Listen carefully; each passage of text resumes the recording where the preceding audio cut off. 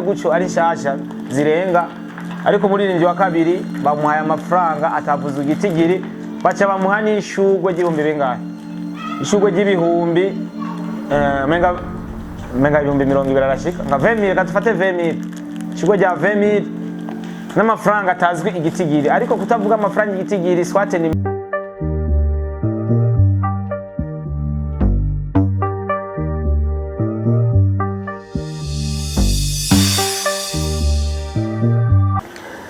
Yes, wakunzi ba Star TV, amahoro y'Imana abane namwe mwebwe mwese mudukurikirana ndetse mwana dukunze ariko kandi mukadukundira bino bikorwa byacu dusangwe dukora. Amazina nje ni Star Boy the Ship, Mr Recorder, Mr Meat, Mr Kimararungu, Loving Town, Ubeshi, umukozi wo munzu, Mr Fashora fashije, Mr Adonke, Dollar Boy, Sharpman, Lion in the Jungle, cyangwa ushatse unyite Mr Fashora warafashije. Neza na neza ikintu gitumye nza hano mu bwa Star TV gira ndababwira ikintu bita mu rurimi rw'Igiswahili uchambuzi cyane analyse mu rurimi rw'Igifaransa. So kumbure nkuko bisanzwe ngira nze mvuge about ni yesterday cyane nuno musinyene ni today kwera komenga agashimwa haje bagatanze saa 7 z'ijoro zageze aya yani hari bwagere ni yesterday, reka tuvuge ko ari yesterday hariko hari ateguwe Isanganiro Award. Isanganiro Award yarimo aba artiste benshi batandukanye kuko 10 banyuma harimo umuririmbyi bita D1, harimo umuririmbyi bita Kiriko Akiri, Rinoji, Dramati, akaba harimo Amagaba, Redemption Voice, CG, DJ Phil Bites, Monia Fred, rindi zina ni Izire. Amazina 10 abaririmbyi 10 bari muri iyo competition muri final Isanganiro Award. Isanganiro Award kaba yabaye ku munsi wejo, aho twaraye tumenye washoye gutahukana Isanganiro Award ndetse agatahukana n'imodoka ingendeshwa. So uko biri kose nibaza ko tuba duhari kugira tubabere ijisho na cyane, ariko sometimes analyze ziba zikenewe uko tuba tubibona, uko tuba twabibonye uburyo byateguwe, n'utuntu two gukosorwa, n'utuntu two kuvuga ati aha barakoze neza babandanye bakora neza, kubera ko umuntu ntashobora gukora byose bibe bibi, arashobora gukora bimwe bikaba byiza ibindi bikaba bibi. So hari ku munsi wejo ntivyari byoroshe na gato, kubera ko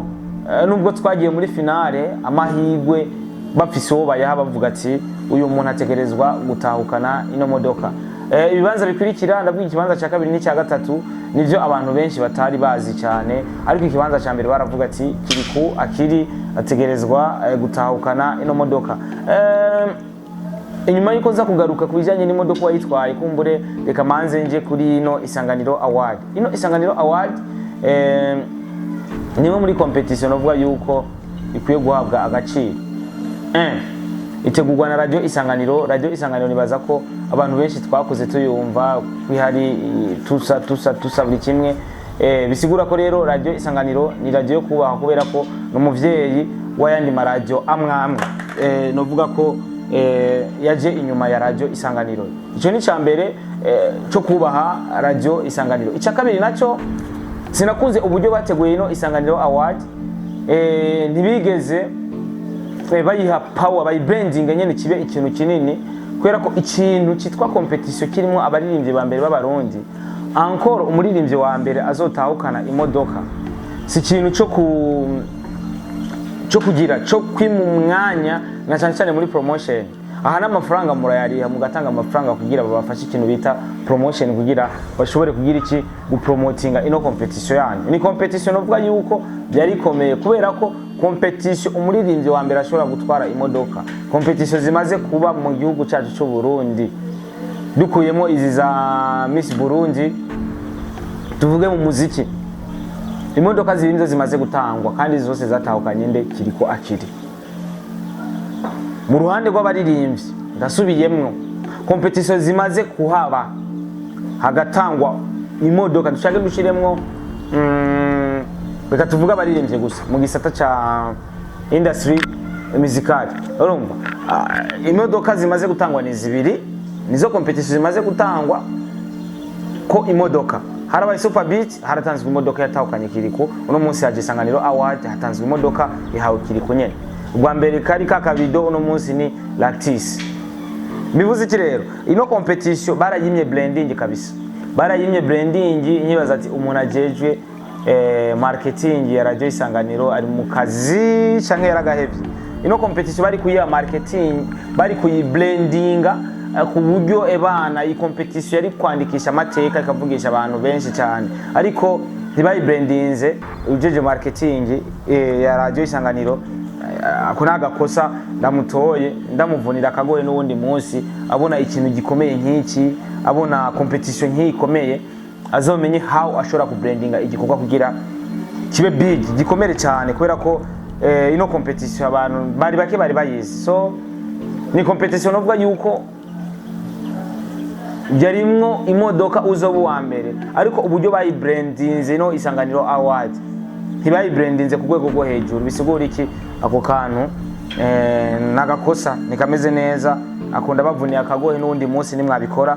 muze mu branding igikorwa cyanyu kubera ko Isanganiro Award n'abantu baki bari bayizi si bose bari bayizi nka Super Beat nkuko byari bimeze ukuri reka tukuvuge kubera ko kuhari so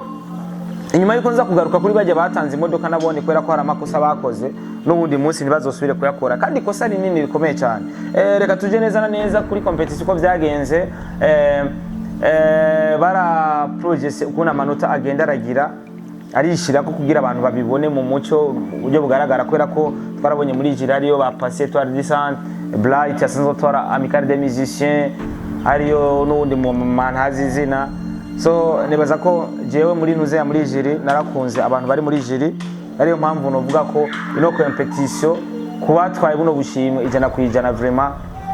nta ubihenze ku ruhande rwanje kandi nuko ndabibona si ku ruhande rwanje gusa ndaza barundi bose murabona ino competition bivanye n'ukuntu bagiye baraklasi bibanza uwa mbere uwa kabiri n'uwa gatatu novuga yuko batibeshe kabisa uko vyategerezwa kuba cyangwa uko navyibaza uko navyumvira kuwa mbere niko vyagenze ugerageje reko abantu wabaye uwa kabiri n'uwa gatatu urabona vraiment ko batihenze so kuri Facebook ku rubuga rwa Facebook izina kiri kujaje imbere amanota 5 n'ibice bitatu ku 10 niyo manota ya 5.30 sur 10 yabaye uwa mbere kuri Facebook wabaye wa kabiri yabaye Rinoji kuri Facebook yaronse 1.90 sur 10 wabaye wa gatatu yabaye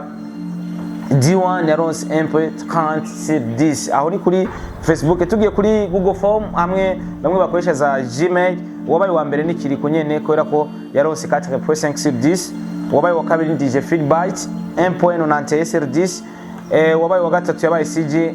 1 sur 10 wa kane Rinoji 0.78 sur 10 wa gatanu yabaye D1 0.72 sur 10 tugiye kuri SMS zijya SMS bandika mu gutora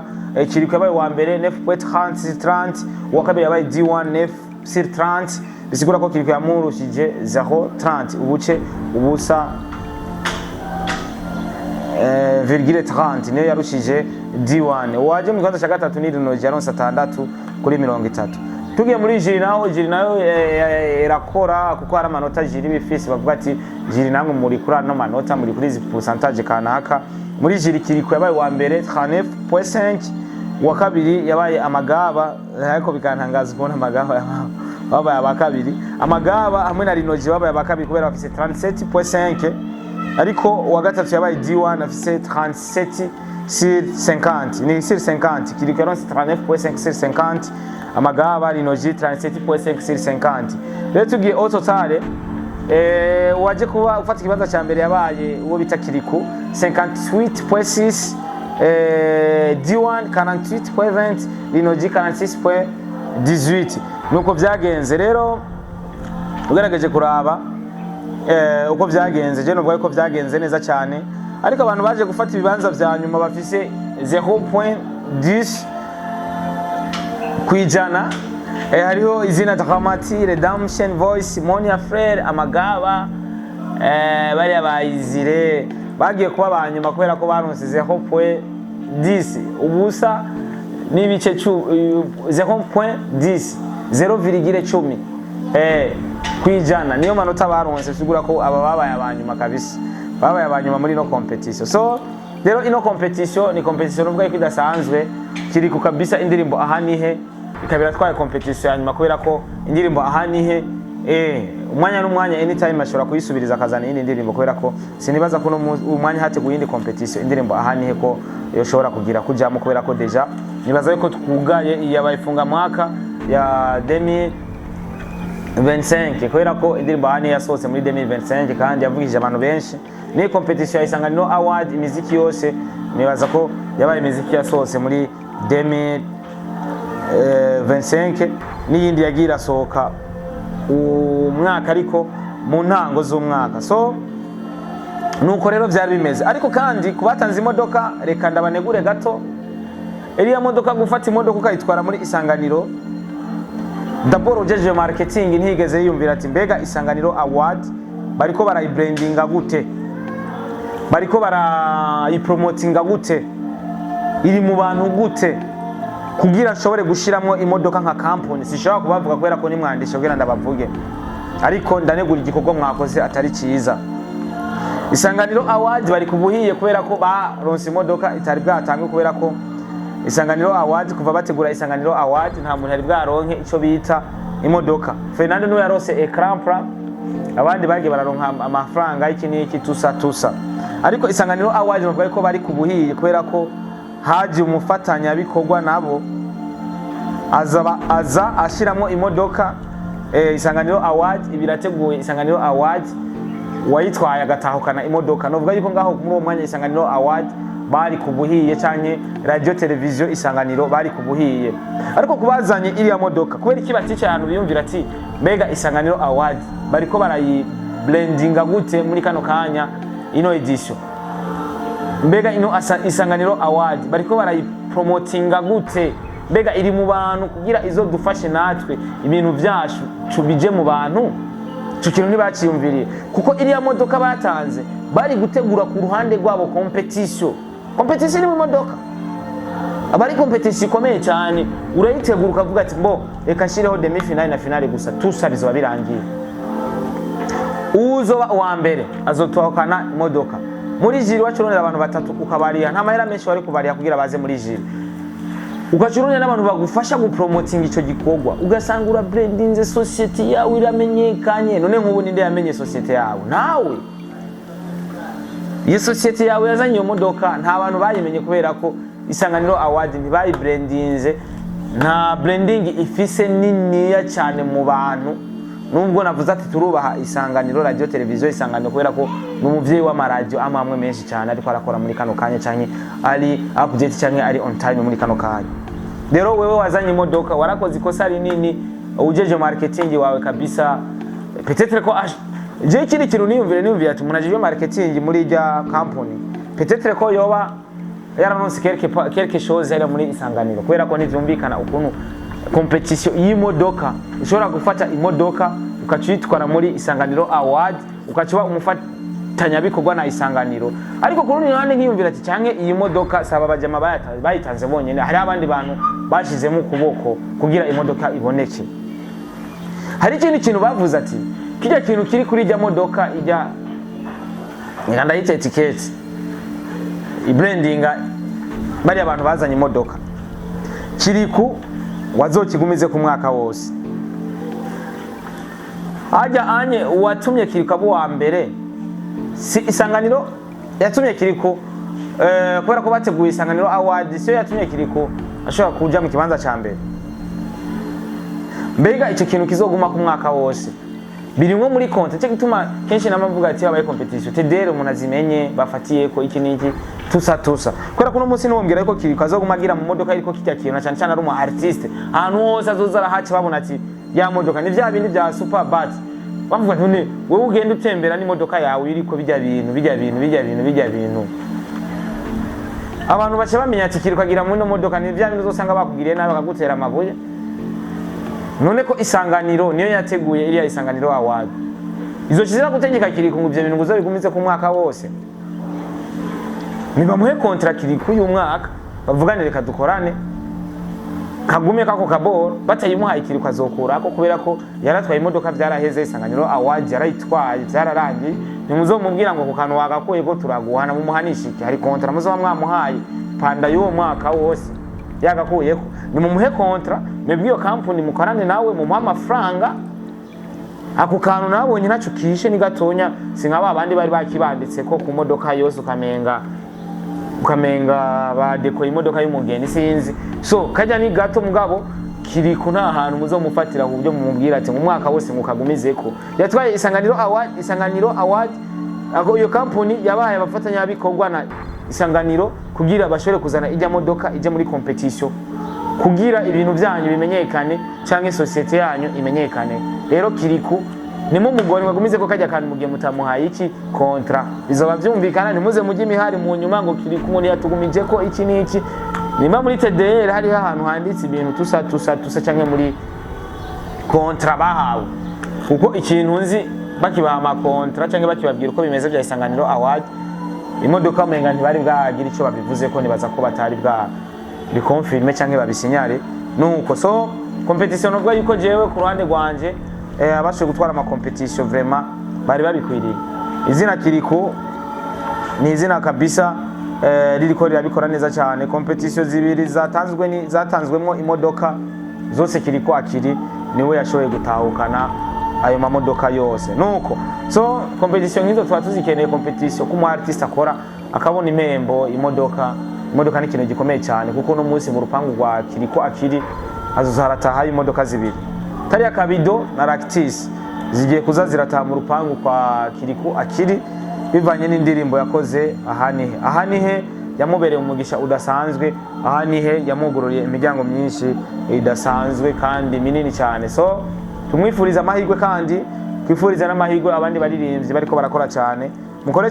cyane kuko muri 2026 ashobora gutegurwa ibindi bikorwa kubera ko abantu bariko barahumuka muri kano kanya bariko barabona yuko abaririmbyi bakwiye gushigikirwa bariko barabona yuko bakoranye n'abaririmbyi ibintu byabo bishobora kugera kure iyo babipushinze babicishije mu baririmbyi bariko barakora imiziki yabo cyangwa baba bakoze ama hit song so respect kuri Isanganiro respect no kuri abo batanze imodoka ariko icyo nabanda bashinja mwacyumvise nuko nta nyambo iburaga cyamubandanya ikirundi sije nakizanye nibaza yuko namwe mukizi so Imana ibahezagire cyane amazina yanjye ni Starboy Leadership mukomeze kubana natwe mukore sabone kuri Star TV make sure yuko amaze kuba umunywanyi bikwiriye umunywanyi wa mbere uvuga ati je umunywanyi wa mbere wa Star TV umunywanyi wa mbere wa Starboy Leadership so Imana ibahezagire cyane nuko byagenze wabaye wa kabiri n'uwa gatatu bahawe amashugwe kabisa bahawe amashugwe hagoreka bahawe amashugwe surprise niyo shugwe bahaye muri Diane gusa gitangaje rino shugwe ni bya bishugwe bimwe bimenagurika iyo batuma bazana basi bakabaha ya mashugwe ushobora kubika mu nzu ukavuga ati azanye ya mashugwe baha kweri amwe yabashevali iyo bazana ya mashugwe basi ya plastike then ushobora no kurimanika hejuru niryo shugwe bahaye umuririmbyi wa kabiri D1 ndetse n'umuririmbyi wa gatatu Rinoji nawe bamuhaye ishugwe ariko hari amafaranga babemereye batashoboye kuvuga igitigiri cyayo kubera ko iyo utavuze igitigiri cy'amafaranga swat abari make cyane nimuba murajije ati igitigiri tuzobaha n'iki ariko nivyo ukunda yuko abantu baja muri finale mutarajije ati aba kabiri n'aba gatatu tuzobaha amafaranga ngana uko bisigura iki rero nubwo ntaramenya ayo mafaranga ni make kandi je nkazoyamenya nzoyavuga nyiri shugwe bamuhaye D1 indirimbo yiwe rekasha kuba nikundira badi asipol bikujya iri niyo shugwe rero bamuhaye D1 umuririmbyi kuva muri management ya Iteka Music aho manager we nawe yari yahageze ntakunda kuboneka muri video ariko ku munsi w'ejo manager we yarabonetse kabisa ku gistyle cy'umupira sinzi ukuntu yari yavyambaye sinzi ko umustylishe wiwe ari we yamubwiye ati abantu no mupira guca ntavyo tuzi manager we nakunze kuboneka ariko ku munsi w'ejo bivanye nuko D1 yakorewe operation ariko umwanya n'umwanya arakira kubera ko si ntago biri grave cyane kuko asa n'uwakize muri kano kanya rero management yiwe ejo yari yaserutseho bita Besson niwe yakire rino shugwe kabisa ryatanzwe ku muririmbyi yabaye wa kabiri muririmbyi wa mbere aronse imodoka igugwa amamiliyoni nka 40 guco ari nshasha zirenga ariko muririmbyi wa kabiri bamuhaye amafaranga atavuze igitigiri baca bamuha n'ishugwe ry'ibihumbi bingahe, ishugwe ry'ibihumbi menga ibihumbi 20 arashika nka 20000, katufate 20000, ishugwe rya 20000 n'amafaranga atazwi igitigiri, ariko kutavuga amafaranga igitigiri swate ni make cyane, nibarajije bavuga ati bazobaha ayangana guca, kandi nkuko bo yabima none bayabimye, none uzo kwitwara he? Hari igitigiri bakubwiye ugiye kwitwara bo guha ibihumbi 10 atera niyo twavuze ko tuzoguha, kandi ndayo ntiboyabura ukuntu bayaguha. So nirishugwe baronse abakabi n'abagatatu, ibindi ntimubimbaze. Iya Star TV, Imana ibahezagire cyane.